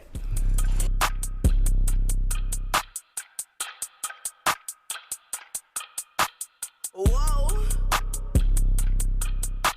Michi. You do what you want when you poppin'. I'm the type of bitch to run his pockets. Calling all the shots, corner pocket. Yeah, I'm on the net like a locket. I been plugged in like a socket. Yeah, smack a bitch if a bitch get out of pocket. And I'm in the hood, what's poppin'? You can get a bullet to your noggin. Pussy woman wet, yeah, it's trappin'. You ain't gotta trust, I'm not an option. Feelin' real pretty on my bone to touch my ass cheek. No, she ain't chillin' in my hood if she ain't ask me. I can't be your bitch, you can never ever have me. Cut that nigga off cause he wouldn't stop nagging. Gotta wear rubber, pussy nigga can't trap. One shot and I got a bitch running like a track meet. Got my own money, so your money don't attract like niggas that's gonna leave a nigga brain on the backseat. You do what you want when you pop it. You do what you want when you pop it. You do what you want when you pop it. You do what you want when you pop it. You do what you want when you pop it. You do what you want when you pop it. You do what you want when you pop it.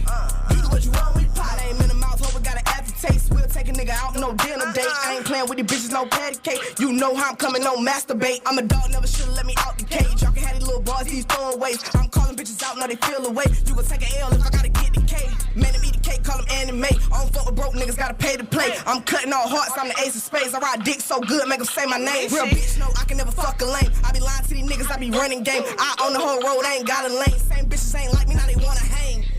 You do what you want when you pop it. You do what you want when you pop it. You do what you want when you pop it. You do what you want when you pop it. You do what you want when you pop it. You do what you want when you pop it. You do what you want when you pop it. You do what you want when you pop it.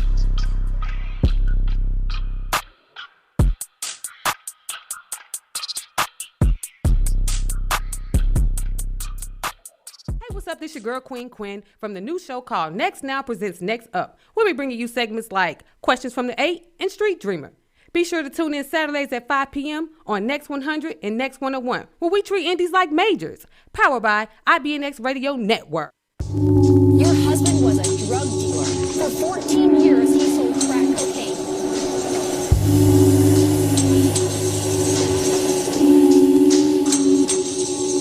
Had it planned in a dream just to stack up all this cake. All hustle, no luck, and a little bit of fate. Started off selling weed, moving on that interstate. Had them pounds for the low, straight buzz, no shake. When I started serving fiends, that's when my heart started to race. All this money coming in, getting richer, free base. Molly hard and cocaine, heroin and Percase. Neighborhood drug man, all the junkies know me. Call me midnight, cause I don't serve in the day. All the scams died down, started serving the gate. Your mans was a rat, he was serving the jakes. Gave up the whole team, now you doing 30. It's a dirty game, you better do the dishes, nigga. In the streets, ain't no hoping, no wishing, nigga. Get a pack, bag it up, and then you flip it, nigga. Get off your ass, ain't no motherfucking sitting, nigga. Now Zed Jones, it was motherfucking written, nigga. You pray to God, man, I pray that it's smitten, nigga. Sibylline boots pop out, then I lynch a nigga. Move wrong with the pack, you go missing, nigga. Streets cold, work jumping and the Glock hot. Remember days we was working off a crock pot. Scrim talk, we was trapping off a hot spot.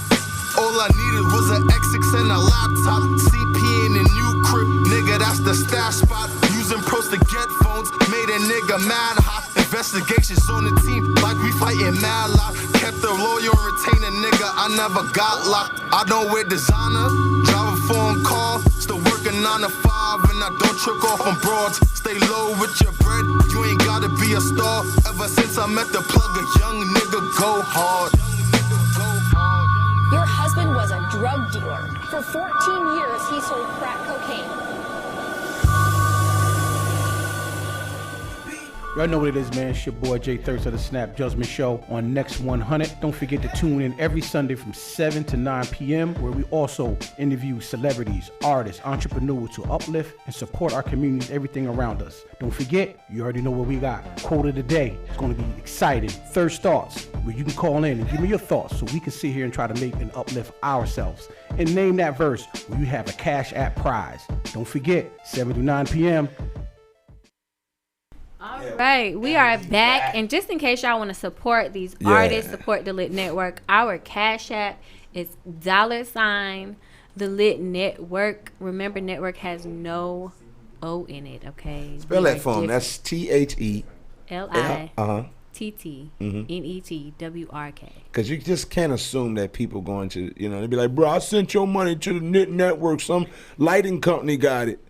I definitely have seen that where people are like sending money to somewhere else. So you gotta kind of almost play people like they a little slow, like a little short but slow, Short but short. Just articulate it to them so they could just get it.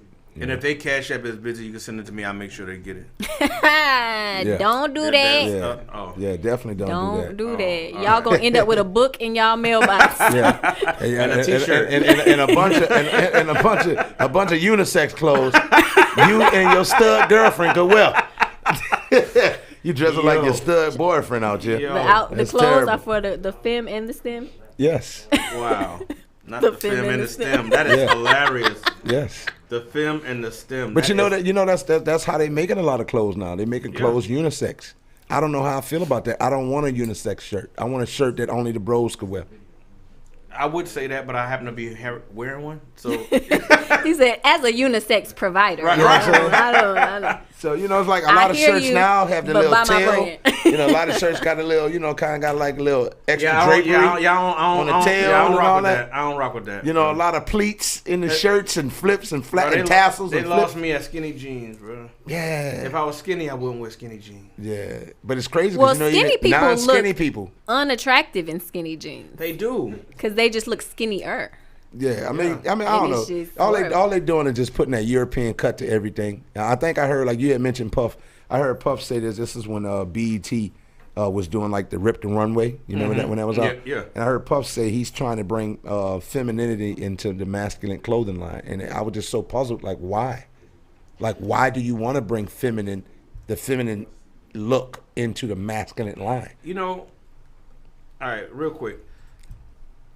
I met Puff when Puff was still an intern at Uptown Records. Right? Okay. When and I'm not trying to play him. He's that's my guy. But Wasn't he Heavy D's background dancer? He was Father MC's background dancer. Okay, go ahead. He was Father MC's background dancer. So thank you, Trishelle. Trishelle says she's in queue.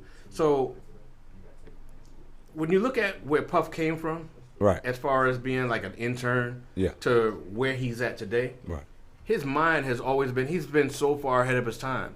You know, when he first came out with Sean John, his thing was, we're launching Sean John Women next year. It never happened because he wanted to have a level of I can never say the word. Exclusivity. There you go. Exclusivity. Oh, so everybody can say it but me? Yeah. With y'all. Yeah. So he wanted to have that. You know what I mean? So he kept that kind of close to his chest, and like he never launched. I've seen prototypes. He had Sean John Furs for women. He just never launched it. He just backed away from it. So when you have somebody with that level, you know, like him, 50, people like that, Jay, I don't question, you know, whatever come out their mouth, I don't quit because it's obviously working. You know what I mean? So shout out to those guys. Well, I'm sorry, I got a question when you say you want to put the feminine look into the masculine line. I just want to know, just give me a breakdown logically to understand from a fashion standpoint what you mean by that. You know, what are you trying to then end result? What's your end result? What are you trying to achieve with putting the feminine twist on a masculine line? Maybe he want to cater to like Young Thug and them. To Nas X. Lil Nas X. Oh, poor guy. I knew he wasn't gonna last after that record. But go ahead. I'm sorry. I think Lil Nas X. So you think he's gonna come out with another record and still be hot? No. He did. He's made more than that song. He made Holiday, and he coming out with 3 new songs. What's Holiday? What song is Lil Holiday? Nas X is still relevant. Holiday, He's not. Holiday was a Christmas joint he made where he was like and the video was really what the video is what people was watching it for, because it was like a Santa, like you gotta watch it, Duke. I can't describe it. All right, I'll go take a look into it. Indescribable. I'll go take a Duke, look. I'll into send it. you the link right now. Yeah, send it to me. I'll take a look into it. I mean, listen, I give it up to the one hit wonders or people that just come with 1 or 2 songs or projects and just make it out of the gate. That's about to be me, y'all. I want to be a one hit one day. Yeah, so I don't knock those people, you know, and I don't knock Lil Nas X, you know what I'm saying, or even Young Thug from wearing, if that's what you want to wear, you know, it's just that. It's not just in music, because Cam Newton is definitely. Yeah, Cam Newton had a romper on. It's a whole lot of funny shit going on. Right, it's just like, as a man, why would I want to put on, like for instance, I remember as a kid, my mother gave me her leggings, right, because she didn't want to go to get no thermos. It was real cold. It was colder than she expected. She wasn't prepared to dress me in layers. So when my dad was getting off from working overnight, and when he came in, we were getting ready for school, and he noticed as I'm putting my pants on, I got the leggings, and she folding them up around the ankles, and you know, just trying to make sure that they don't show up under the pants. And, you know, he was just like, he was blown away. He was like, yo, what's this? And she was like, well, it's cold out there. You know, he going to put the little leggings on or whatever, and, you know, I'm going to figure it out or whatever, right? Just mom trying to find a solution. But she's not looking at the fact that that's a woman's garment, right? So his logic is, why are you going to dress him in a woman's garment, right? Her logic was, I just don't want him to be cold. Got you. His logic is, well, if he didn't have underwear, you gonna put your panties on him too? Like, where does it stop? You see what I'm saying? Right. Like, what's the line? What's the hard line in the sand where he's like, okay, now we going too far. I had a young man, this was last weekend, a young lady come in. She looked like she could have been maybe a classic tomboy, you know, maybe borderline stud or something, I'm not sure. But just off the look of her, that's just her look, right? Don't really know if that's her personality or lifestyle, but it's a look. So I cut the 2 boys. One of the boys, she was very, very, very sensitive with him, right? The other kid, he had a sweater on, a hoodie, but the hoodie was a little baggy. So she had it tied up in a knot with his lower back out. And I was just like, damn. Like, you know what I'm saying? And in my mind, and the other barber saw me, he was like, Duke, let it go. because so many times in my industry, we'll try to, pull on the coattails of women and be like, that's really not from a man's perspective, that's not appropriate. You know what I'm saying? So it's not. But it seems like when we do that, it's society or women or whomever don't like it. They always want to deem it toxic, and I don't think that it's toxic. I just think that you have a certain way you say, hey, we're going to do it this way, or we're just not going to do it that way. And for me, I don't know that it's always deemed toxic all the time. Sometimes it's a mind your business atmosphere. Like, yes, she probably isn't wrong. You probably should not have your boy with a little knot, with your little belly out or whatever. But it's more so, regardless of what I'm doing, who are you? Right. You know what I'm saying? So it's not necessarily your job to correct me. Right. So it's the people in my life. You know what I'm saying? Maybe my father, or if I have a brother, maybe his uncle. Like, it's not you to tell me. And that's where the defense mechanism come in, because people are in a space of like, you don't know me. Who are you to talk to me? Who are you to even address me? I came for you to cut my kid's hair. Right. That's your job. Do your job. Everything else is irrelevant. Right. Now, we understand as a people, like, you know what I'm saying? Well, as a person, I feel like this and I feel like I should step in. Men have that. I need to correct things. I need to solution. Y'all are solution based. Y'all rationale. Y'all want to like jump in and be like, okay, this is wrong. Fix it. Da-da-da-da. Even when a woman comes to you and we're not necessarily asking for you to fix something. Oh, we got a caller. Uh-oh. Go ahead on, let them tap in. There's a caller on the line. Caller, are you there? Caller. One more time. Say, caller, are you there? We're sorry. The number you have dialed is no longer in service. Please hang up and try your call again. Message 430-216. Somebody said they in queue. What is that message, 430? Oh, they calling in? Go ahead. Have them call in. That's the caller. I think he's trying to get it together.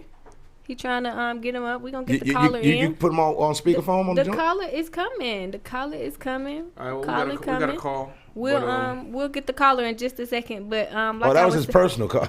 That's not his personal call. That's a personal call. Come to girl like, baby, come on now. That's not a personal call. Caller, we'll get to you in just a second. But either way, like I was saying, everything is not your job to fix. Right. Sometimes that's where we get into the society of like, why does everybody have opinion about everything? That's why the world is so opinionated. Even you having an opinion about what she's doing, you're doing the same thing that you're like, I don't want nobody to have no opinion about me. You're doing what, it may make sense.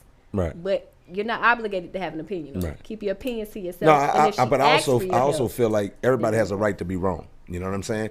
And the thing is, when you make a move or make a stance on something, you stand on it, you can't be upset that people don't agree with that. You know what I'm saying? It's totally fine. Like, I understand that people are going to have an opinion.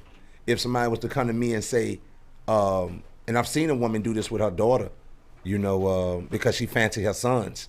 She'd dress her daughter like a boy. Now, unless a little girl, like my daughter, she's girly because her mother excites girly stuff, People around her excites girly stuff. But if I didn't, and I put a hat on her, and I put cornrows in her head, and I dress her in blue, and I let her get scuffed up and play rough, and I don't allow her to embrace the girly side of things, whatever that may be, right? If I just don't embrace that, then am I doing the right thing as a father? You know what I'm saying? Am I not doing the right thing as a father? I mean, they say, well, boys don't have to wear blue, girls don't have to wear pink, but we associate that color with gender, whatever the case is, until you get to a certain place in your character and be firm in it and not insecure. Now you could wear a little pink and salmon suit. You know what I'm saying? Once you understand what you are, then you can venture out into other things. Well, I mean, because like for instance, would you allow? And this happened before, with an associate. Would you allow your 12, 13, 14-year-old daughter to befriend a girl that's clearly gay? Ooh.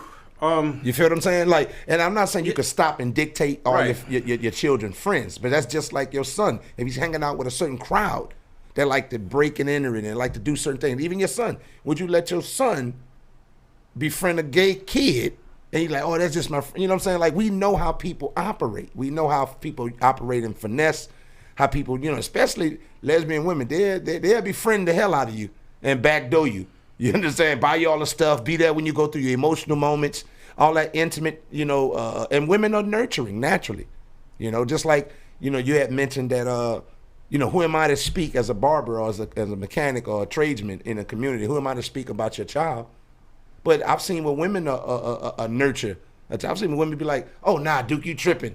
And they'll go and nurture my daughter in a certain fashion. I'm just like, I don't take it offense. I'm not saying that. That's because you're different. Like, I'm not saying it's wrong that you're saying something, but in a sense of if no one asks, to do it, your opinion really isn't valid in their life. So you're right. Just like, you have an opinion on her, nobody has the right to have an opinion on you. Mm-hmm. You know what I'm saying? You have the right to be like, yo, you can't talk to me, like, you have that right. But us feeling entitled to have to impede on how a person chooses to move and facet, then you have to come back to your saying, where does the line draw? You know what I'm saying? When does the opinion when do you stop your opinion? You know what I'm saying? Like you're saying, like with the leggings, the underwear, okay, so now you had an opinion about this. Now you might have an opinion about that and that and that and that and that. Where does your opinion stop? I think, here's the thing. Opinions I think you're allowed to have your opinion, but expressing it it depends, right? Right. I have a opinion about Dwayne Wade and his situation. Everybody got an opinion. You know what I mean? But at the same time, he has every right to tell us to shut the fuck. Mind our business as well. Right. You know what I mean? Right. I can only say I don't agree with it, but who am I to agree with it? It's not my kid. Right. You understand what I'm saying? Right. I don't agree with it at all. I think a child that young I think a child of that age is too young to understand what direction in life they want to take, and I don't think you should leave it up to the child at that point. Now, you 16, 17, a little bit more, seasoned as a human being, then you go ahead and make that decision. But 10, 11, 12, like how you know? You know what I mean? You haven't even touched nothing. Correct. You haven't even experimented with neither one. I would hope not. Right. You know what I'm saying? So how do I didn't agree with it. I didn't agree with them, going to the parade with them. I didn't agree with any of that, because I believe you're encouraging at that point. You're saying it's okay. But again, that's you and Gabrielle's child. Right. Me, I would have to fight that until when you old enough to get your license and you still want to make that decision, go right ahead. Since that's not actually Gabrielle's child, my question is, like, how does his mother actually feel? I think I saw something about that before, and I think the mother tried to say, like, Dwayne Wade was like a little, you know what I mean? Like, there's a way he cut to the hole that the son might have seen before. She was trying to make accusations, but I don't know the temperature. So you're trying to say how concrete it is. I don't know, right? I don't know the temperature of their relationship, and if it was just something, with malintent that she was saying to try to, you know what I'm saying? Like, well, for this the subject, just for the subject alone, and like you said, I understand what Tony is saying, about just, who are you to tell me about my child? But I had a young mother that had me at 18, and she didn't know. It took a lot of people to intervene and say, hey, maybe you should try this. Hey, you should try that. So sometimes having somebody observing your situation from the outside looking in, they seeing it from a different angle. You know what I mean? You seeing it real biased. You think you think you got it down pat, and you might not. That young lady that I'm referring to, she was real young, and the kids looked like one looked mixed, one looked like a white kid, a clear, Caucasian kid. Right. So maybe the kids were adopted, maybe they came through foster, and sometimes if no one, like if somebody doesn't teach a boy to stand up and pee, he'll sit down and pee. Now just imagine this young man coming to your house as a young lady. He's 27 years old, and y'all have an adult moment, and he's sitting down peeing every time. I mean, how do you look at that as a woman? He does all these different things. Do you then say, this realistically, we ain't got to lie about it. Do you correct him because he's a good guy? I would probably ask the question. Like, I personally be like, why do you do it like that? And you know what I'm saying? It may be something that I may be the one that bring it to his mind. You know what I'm saying? Bring it to his forefront. But I hear what you're saying. I wholeheartedly understand what you're saying. But just playing the devil's advocate, yes, it could be great that an outsider looking in And there's a lot of people that's receptive and appreciative of, there's a lot of people believe there's a village that raises the children. That's so bad. But there's a lot of people that don't. And you don't know who the person that we're projecting our opinions on, how they feel about it. So when the kid goes to, let's say for instance. It's not my business. I'm just saying, if a parent makes a child go another way, that's probably not the right that's way. that's not what I'm about to say. You already pre-assuming you know what I'm about to say. I was ready. What I was saying was, if you're a teacher and that kid is in your class, do you correct it, or do you say, I'm just here just to teach? I'm not here to. Yeah, no, you don't. In my opinion, sorry, John. In my opinion, you don't. If it's something that's taught at home, if it don't got nothing to do with addition or subtraction, you stay away from it. It depends, because I used to be a daycare teacher. So as a daycare teacher, yes, those are some things you can correct because you're teaching social skills. When they're in kindergarten, first and second grade, it's not for you to correct, because then it comes that line of like, what are you doing with the child? You know what I'm saying? There's a different type of a barrier that you have to cross. Like, why were you paying attention? Why was you in the bathroom, my child? Why? So, but when you, like, I used to be a 2-year-old teacher, and that was my job, to potty train. You know what I'm saying? Right. Like, I have to show the boys, you got to stand up, you got to hold yourself, you got to do this. I have to show the girls, sit down, do this, make sure you wipe yourself. Right, I got to change the pull-ups, the accidents, and all that stuff. That's my job at that point. But for the kids that don't go to daycare, it's up to the parents. And if the parents teach them something different, then by the time they hit kindergarten, first and second grade, it's really nothing you could do. I think as a society, we can, again, I think we can have our opinions, but I think you can have a silent opinion, right? Because nobody, I don't care who you are, nobody wants nobody to have an opinion on their parenting. Right. Nobody wants anybody to tell me, don't tell me how to raise mine. That's what everybody say, right? Don't tell me how to raise mine. Right. But at the same time, you say, it's weird, it's a double-edged sword, because you say it take a village, but only if we agree with you. Right. You feel what I'm saying? So but we live in different times, man. We live in different. These kids is different, and it's just a whole different ball game. Kids ain't like they was. Well, I think that because I think what happens in life, when you financially get to a certain place, when your money is at a certain place, you don't need the assistance of the village as much. That's a fact. You make yourself believe that. You make yourself believe that. So, if me and you have a child, we don't need, Uncle Sean no more. You know what I'm saying? To watch him. So when you watch him, then that gives you the automatic, or you feel comfortable to say, hey, maybe I need to do this with Lil Duke. Right. But if you don't watch him and I never need you, you really don't have that open door to tell me about Lil Duke. If you really don't see him as much, and when you do see him as on holiday moments, you really don't have that open door to tell me about Lil Duke. But if you got to watch Lil Duke on the weekends, and Grandma got to watch him, and then Uncle, and now you have that village tagging in for Lil Duke, and then my sister, and then all the little grands, and all, now they have an open door to tell you about your child. I believe anybody can tell me whatever you want. I'm going to take everything with a grain of salt. I think we need to stop getting so offended when people say something sometimes too. Because you could tell me, thank you, I appreciate your opinion, but at the end of the day, I'm going to do what I'm going to do. Thank you, sir. I appreciate you. Thank you for your concern, but I got me. Have a great day. Cut a hair and let's go on somewhere. But anyway, we got to go ahead and wrap up the show.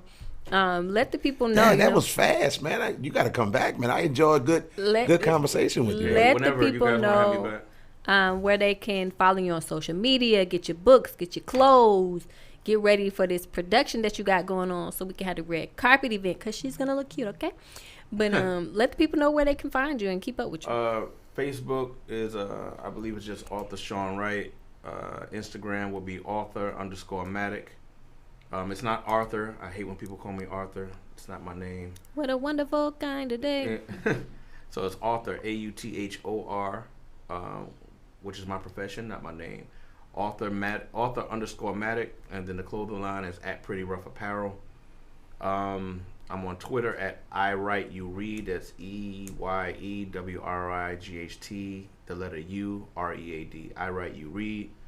And people are saying, a few people trying to call in. There's no phone? Sorry, y'all. We're having technical difficulties. Yeah, we're having some problems. We got to pay our Cricket, our Boost Mobile. But yeah, so that's how you can follow me. I mean, I'm a social media. You'll catch me everywhere but Twitter, for real. Twitter just moved too fast for me. It's just too much going on. But yeah, Facebook and Instagram. And you're on Clubhouse as well? No. I'm sorry, I you're see what not. you did there. I You're see what not. you did You got to there. get your iPhone 7. Right. Being Yeah. a hater. Right. Yeah, but now we got to start from the bottom, bro. Yeah, Like it's yeah. definitely a great platform to connect definitely. and link with people. Clubhouse, please give Duke a check. Please. Because he done Also- spent 20 minutes. Also, really quick, be on the lookout for my 2 new books that drop on Inauguration Day because I didn't want nothing to deal with Trump. So on January 20th, which is 2 days, we have Yes, January 20th. It's a special day. It is a special day. That's why I held off. January 20th, we have a Gangster's Bloodline 1, Heir to the Throne, and a Gangster's Bloodline 2, a Boss Bitch's Destiny, both dropping on Amazon at midnight on the 20th. On the 20th. So we got 48 hours, and that's what's popping off. We got Beyond the G in production right now. It's gonna be like the dopest series out, and I'm not just saying that because I wrote it. It's really, really dope. It's so dope. I took it from being a one-off movie, and I broke it down into a series because I think the audience like to binge watch, and I know me, like with Power, like I can't wait till Friday. So I want people to have that same energy when it comes to Beyond the G. Okay. All right. Cool. Before we close out, do you have any platforms you plan on putting and streaming your productions on? I have a 10-year relationship with Amazon, so I'm leaning towards Amazon Prime Gotcha. right now, because I just already have a relationship with them. Netflix is a little bit more difficult. That's what I've been hearing. Yeah, Netflix, might give you 50 hoops to jump through, and like, it's not that I don't have the patience to do. I don't have the patience for it. I'm be honest with you. Well, sometimes when you got another avenue where you can get Right. your stuff on, you just take the the easier, I guess, the less hassle-free route. I'll shop them to both, but I believe that because I'm a proven product with Amazon already over the past 10 years. They made so much money with me. I think that'll be the easiest way to go. I got you. All Good right. stuff, man. Well, once again, thank everybody from tuning in. Shout out to Sean for coming in and I vibing with us. appreciate y'all having me for real. Yes, and always remember, today, tomorrow, always stay living in today's time because... Before I say it, shout out to my daughter, Braylon Simone Dune. Her birthday is January 20th. She'll be 7. And my birthday is the day after, January 21st. I'll be 37.